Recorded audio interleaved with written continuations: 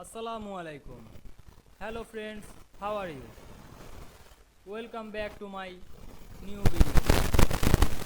Today I am going to show you how to add bullet points in Word with keyboard in Microsoft Word.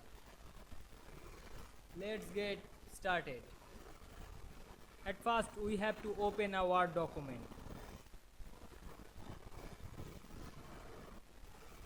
Write something in this document.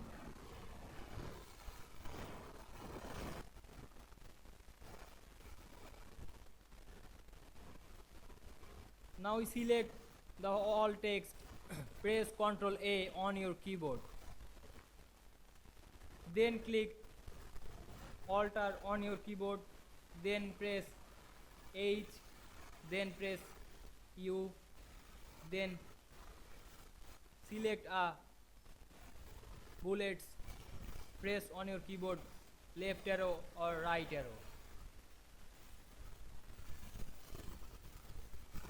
Then press enter.